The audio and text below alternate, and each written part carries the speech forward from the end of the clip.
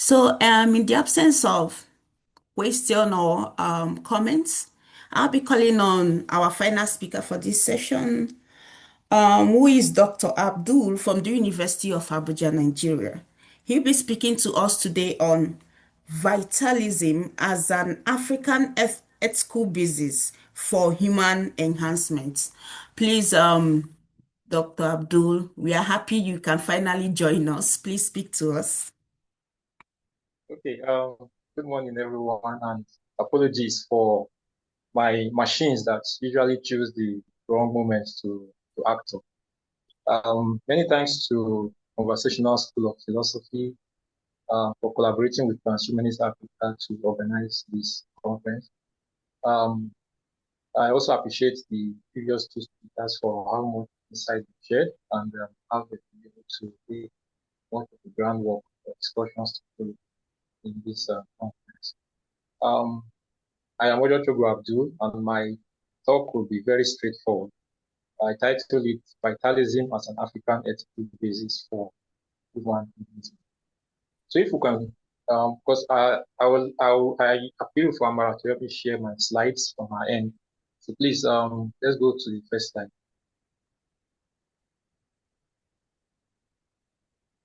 Okay, please, one moment.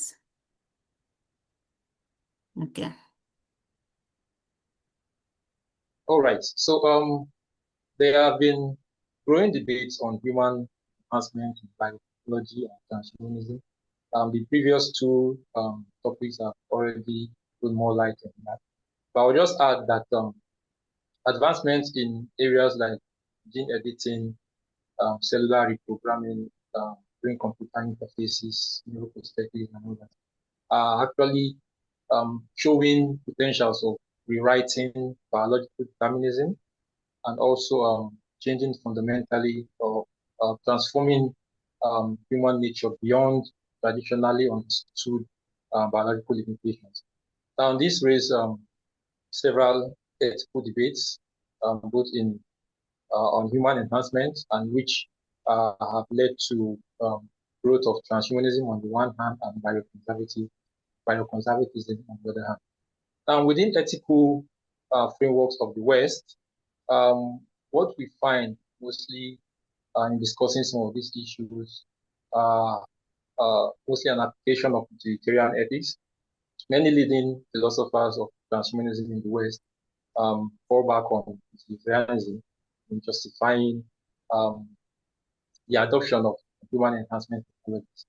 Although in recent times, the likes of Stefan Sogna Lawrence and even Natasha Picamo are gradually turning their reference to virtue ethics, but utilitarianism still remains like dominant bioethics framework within the West in discussing or justifying the adoption of human.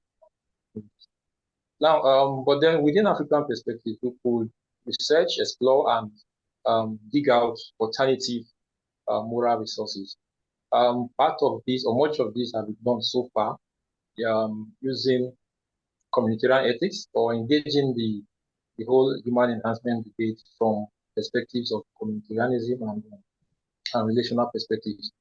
Now, my own talk today is just to like open the vista to the possibility of also bringing in vitalism, which is also another normative, another strain in normative thought of Africans, where a thing is either meaningful, or a person's life is either meaningful or dignified or has rights. To the more extent that it's able to promote or produce vitalism in oneself and others. So the discussion is acknowledging the communitarian ethics in bringing an African perspective to the whole discussion, but also arguing that vitalism could also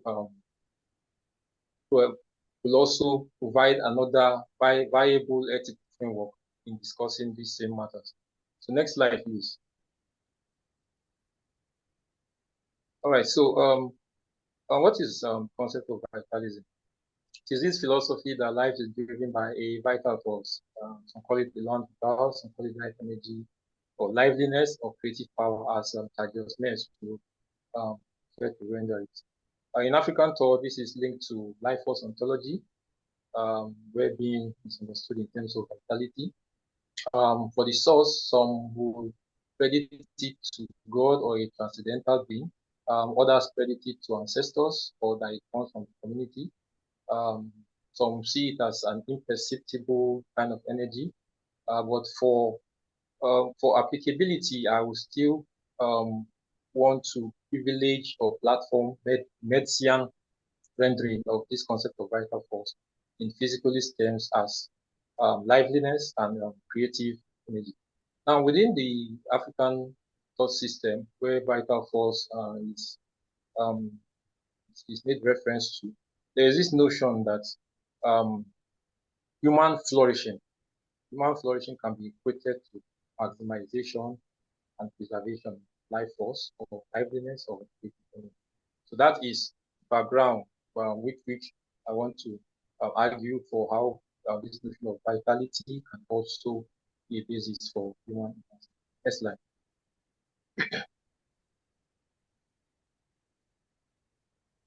All right, so you're going back. Okay. So again, it's like just to rephrase what was on the previous slide.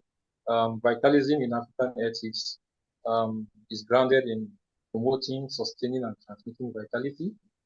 That it appeals to the fundamental value of vital or life force that I was explained earlier. In Median terms, this is rendered as liveliness or creative power. Now, within the cognitive thinking of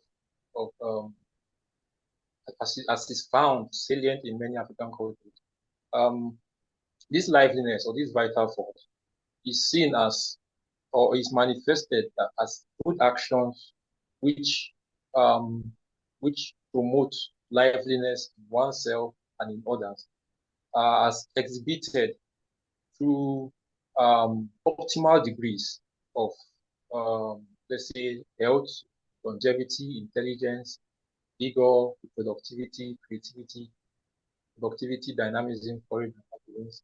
We could add beauty and goodness to that.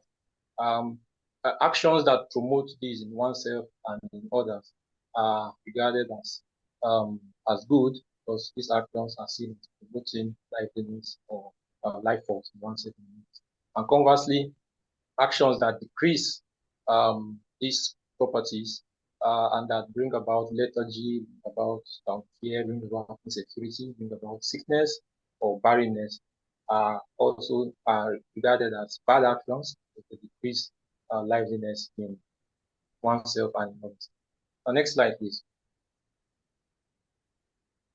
Okay, so back to human enhancement.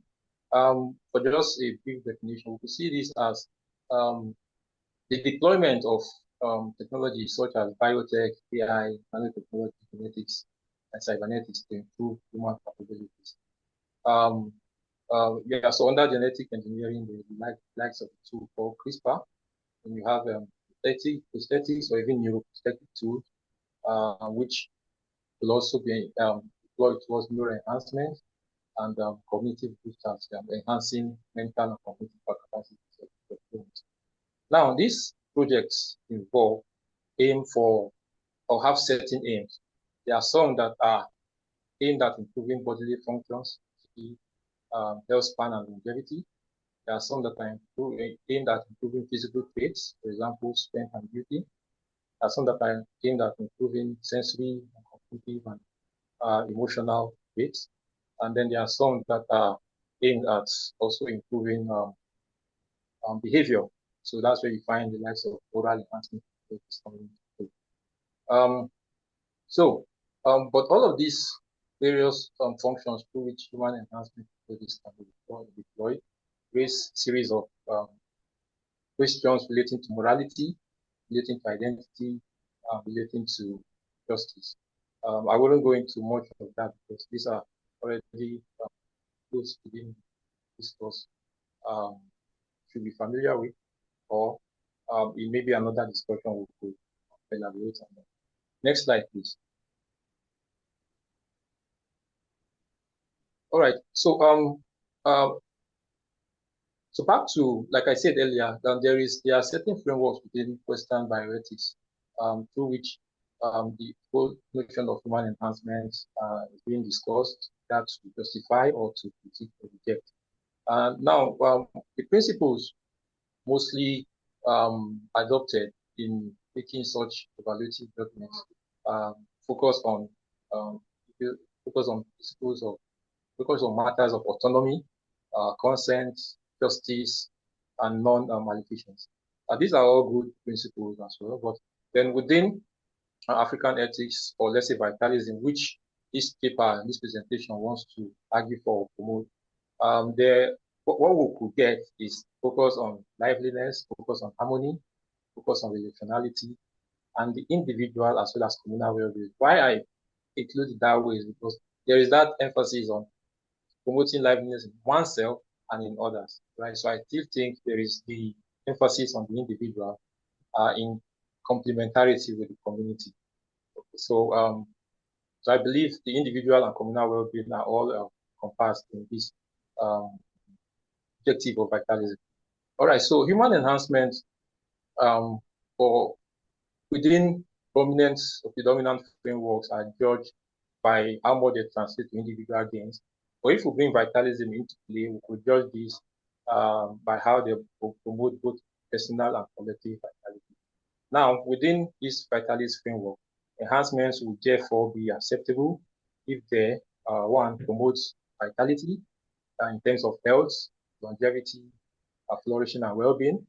If they put improvements and capacities for productivity, in self and in others, if they strengthen community bonds, and if they promote harmony. So in modern terms, we may say the this pursuit of vitality or this um, projection of vitality as an ethical basis could therefore be seen as normative and acceptable if, for example, technologies like reproductive technologies are employed to boost fertility. If, for example, moral enhancement technologies are employed, or other kinds of technologies that improve physical appearances, that improve intelligence, that improve confidence, that improve all those goals that we earlier outlined as factors that are exhibited and therefore interpreted as evidence of liveliness, self, and others. Next slide. All right, so what could be the possible advantages of adopting a vitalism framework? First is that it's rooted in African philosophical and cultural values. Second is that it offers holistic relational ethics, both including and beyond individualism. Third is that it provides moral compass for evaluating global political practices. There are several practices, there are several frameworks, but then this could be an additional framework within the global discourse on the adoption of that practices. And then finally, it bridges traditional wisdom and modern science. Next slide. All right, so consolidating an African bioethics of enhancement, this idea of consolidating is because, like I earlier acknowledged, there is already the communitarian ethical framework that several scholars, including Dr. Amara Esther Makonam, have promoted hitherto. And those are very, very appreciable, viable framework. So the bringing vitalism into play is just to complement and consolidate an African bioethics of enhancement. So that explains the first point there, which argues for the first and second point. The first point says to combine vitalist principles with contemporary bioethical standards. The second point says complement communitarian views after vitalist ethics enhancement. The third is to build context-sensitive. No, I'm not done yet. To build context-sensitive regulations in biotechnology.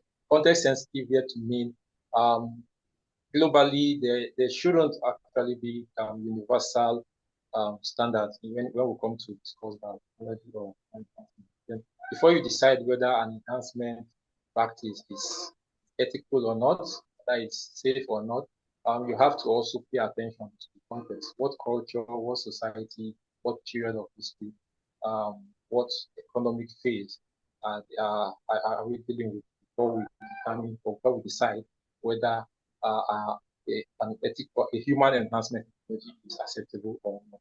So that's why it's also necessary to bring in context sensitive um, um, context sensitive regulation. And then finally, on that slide, African voices must help shape global discourse, which just to replace already the Syrian ethical framework being promoted, and then the Vitalist ethical framework also provides some support in bringing African voices to the last slide, please. All right, so conclude, I argue that vitalism provides a unique ethical lens for human enhancement. It shifts the focus from individual autonomy to both personal and collective livelihoods. Like I said before, that emphasis on oneself and another shows that both the personal and the collective are considered when an act of those liveliness is being reflected upon. It encourages responsible, harmonious life and life promoting innovations. And then with all of this, the combination of vitalism, communitarianism, regionality, and other frameworks in the African world, the African perspective, and it will help in bringing African ethics to the roundtable, and will also help in finding global biotechnology debates. Thank you.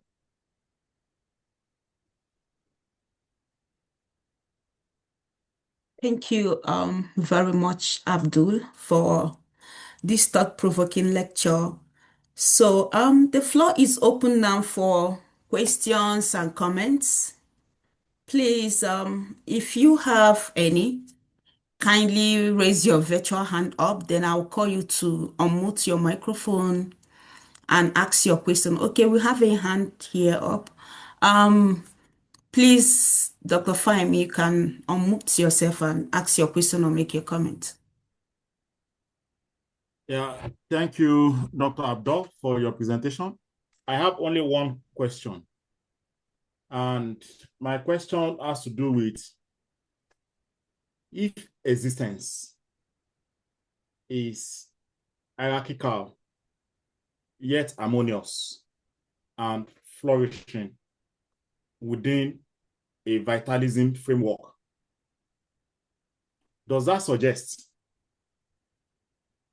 that the potential perpetuation of inequitable access to transhumanist biotechnologies within the African space, which deepens social injustice margins, will be acceptable as consistent within the vitalist context? I'm not sure if my question is clear. What I'm trying to ask is, there is something key to vitalism, and that is hierarchical forces, right? Whether you want to argue from the ontological argument that is non-Metzian or from the Metzian angle, forces, when you have many forces, right, one will overpower the other. The more the force, okay, the higher the force, the one that takes supreme. So hierarchy is key, is central to vitalism framework.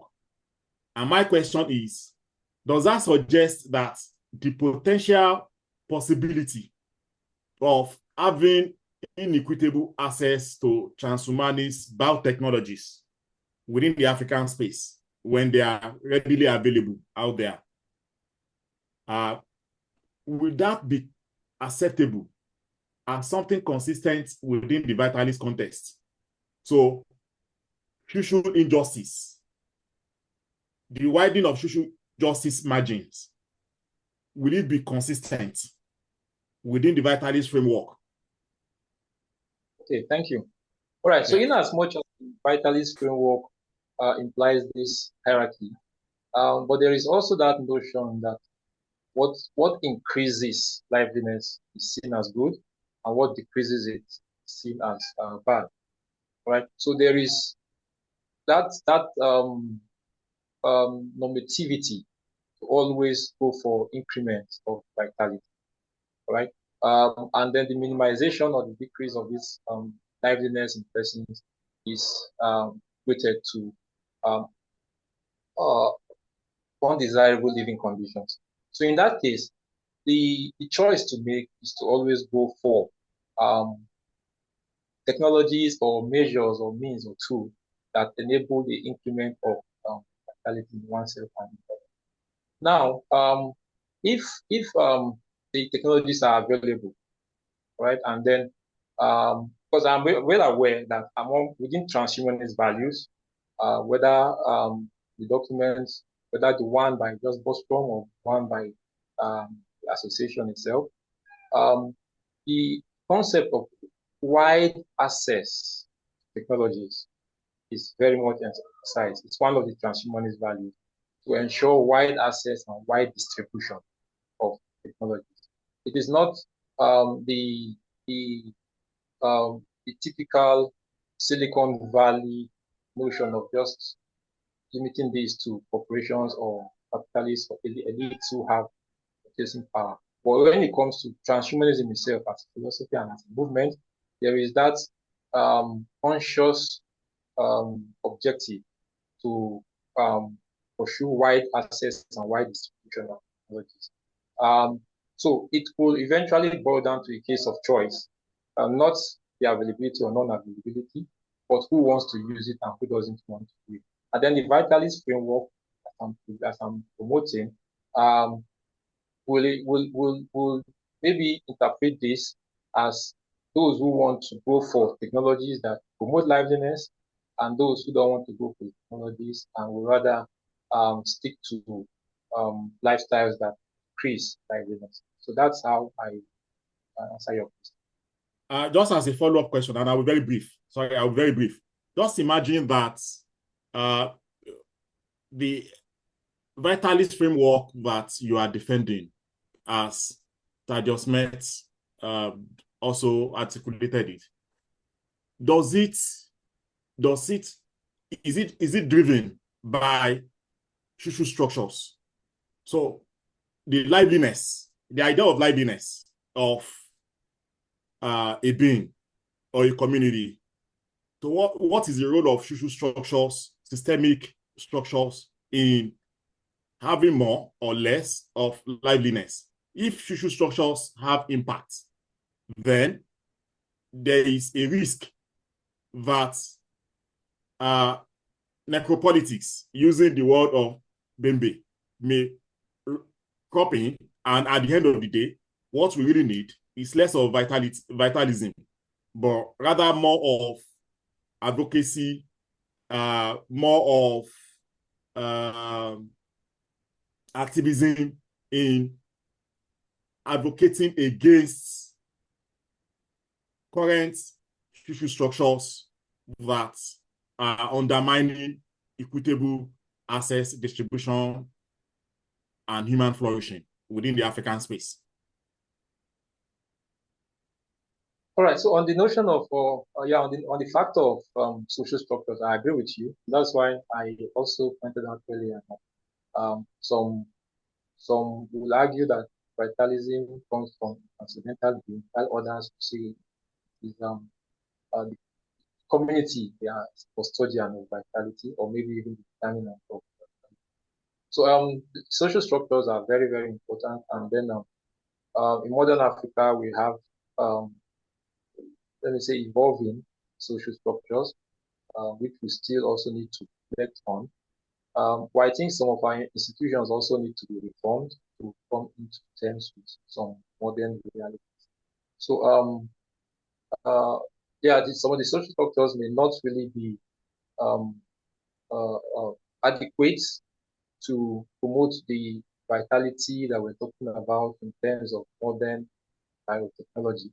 But then that will also maybe be a challenge for why we need to reform some of our current social structures, our institutions, our our policies, our frameworks, all that. But I still would submit that the ancient Excuse me, wisdom. Abdul, can you speak up a little? We are struggling to hear you. Oh, sorry about that. But so just to summarize, I agree with Dr. Fayemi about the place of social structures um, in discussing or in determining vitalism, because even from the traditional philosophical understanding of it, vitalism, aside those who say it comes from a transcendental source, others also argue that community is custodian of vitalism. So I agree that society or social structures are very much a factor when it comes to the possibility or not, or the measure or measure of vitalism.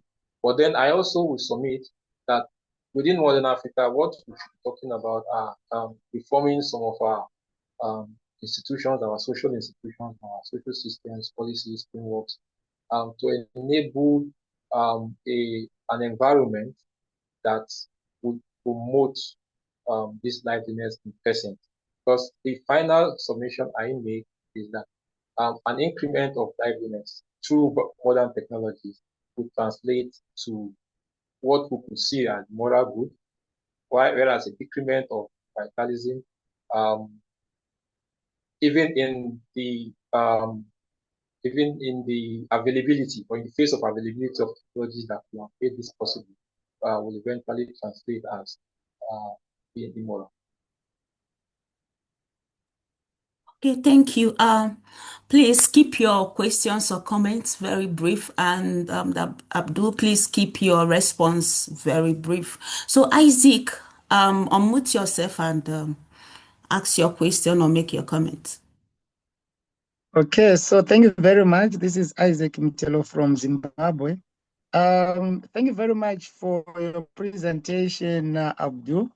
And my question is from the perspective of African communitarianism, which partly based on your presentation and based on the presentation of Wakani as well, we see some kind of conflict, maybe not really conflict, but there are communal priorities and individual priorities.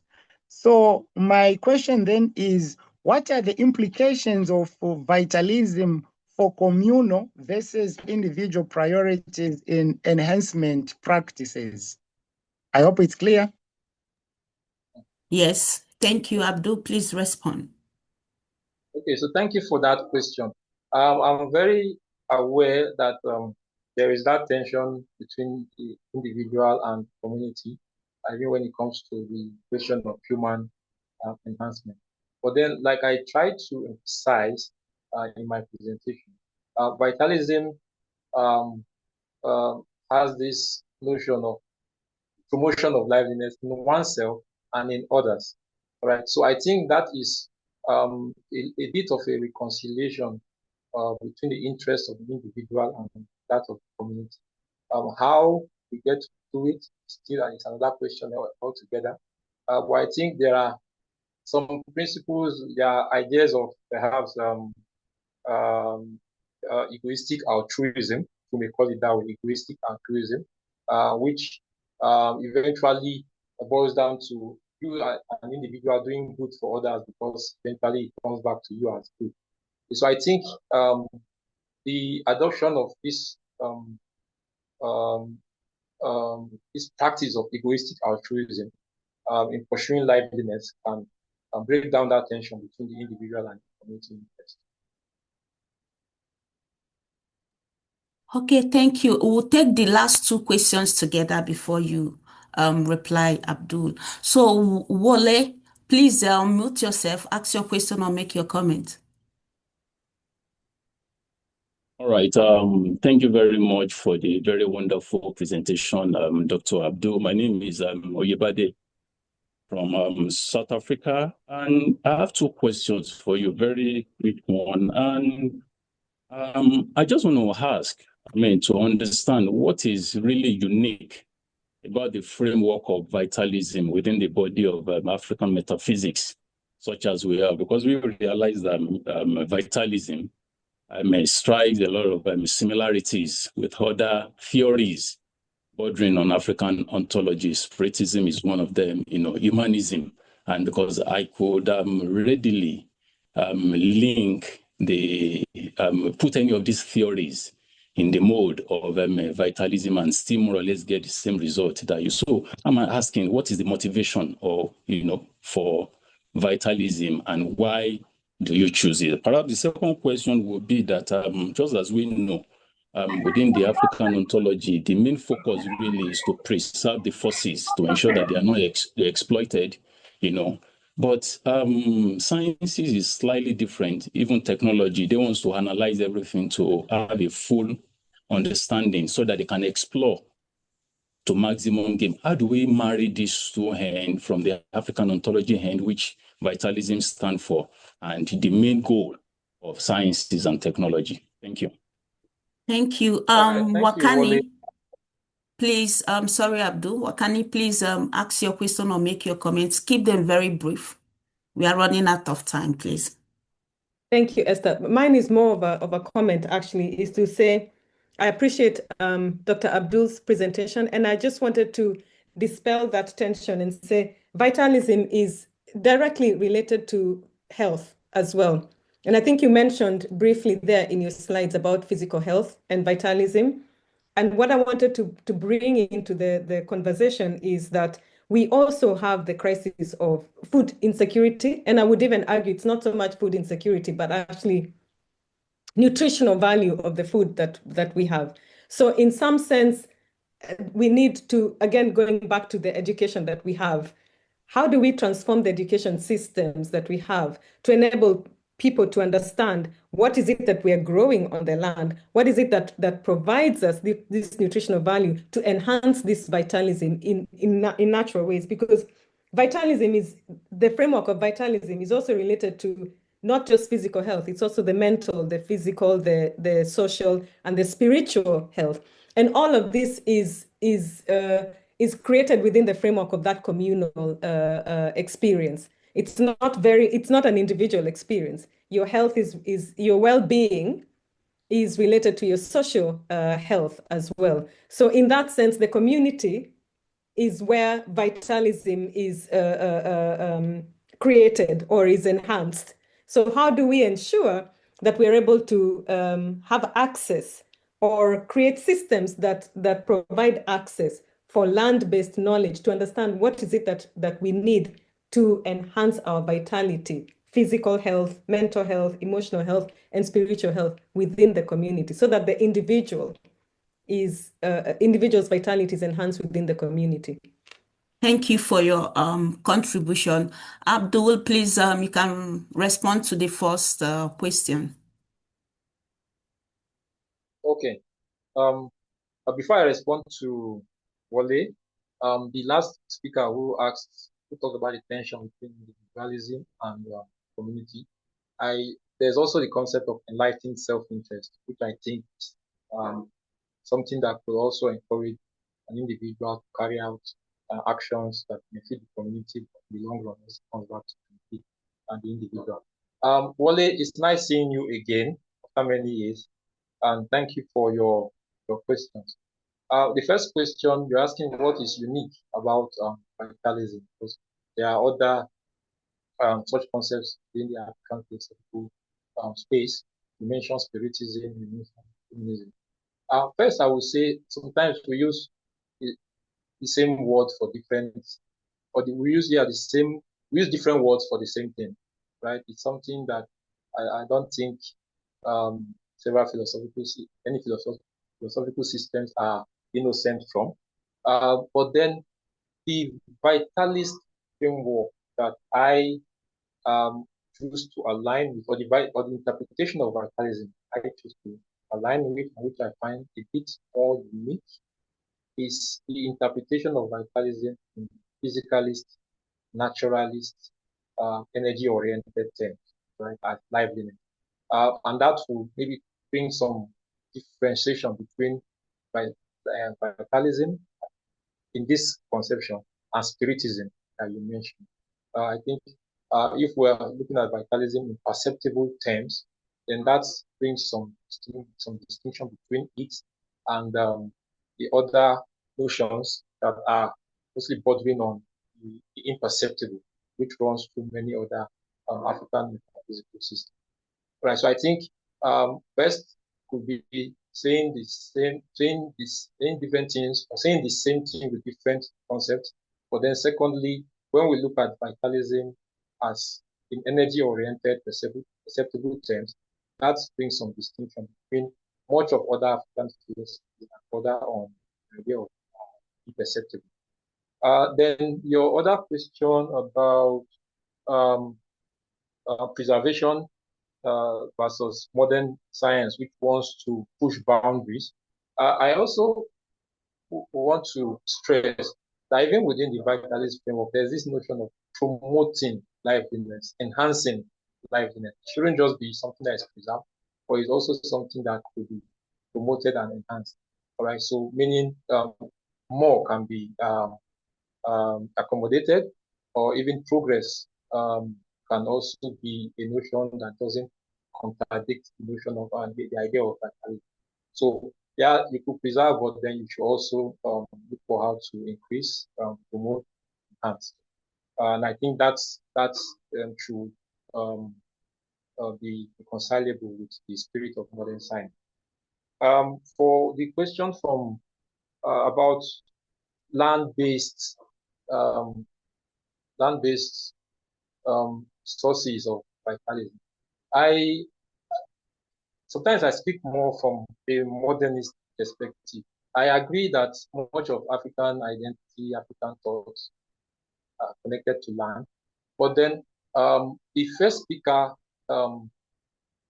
cited Achille Mbembe, who I also love to cite, but for another work of this, for another area of this thinking, which is Afro-communitarianism.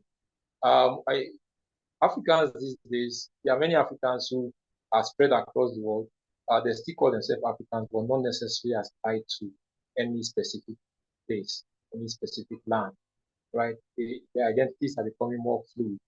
So I think we have to come to terms with that reality that not every African idea we have, or African conceptual system, must be tied to land, right? We still keep some of our ideas, but even as we are on the go. Thank you. Okay, thank you very much, Abdul. Thank you to all the speakers for this session. Thank you to the participants. We have come to the end of this session. So when we'll come back, my colleague Abdul will chair the next section, which is session 2. So we'll take a few minutes break. We'll be back here by 11:45. Thank you. I'll see you soon.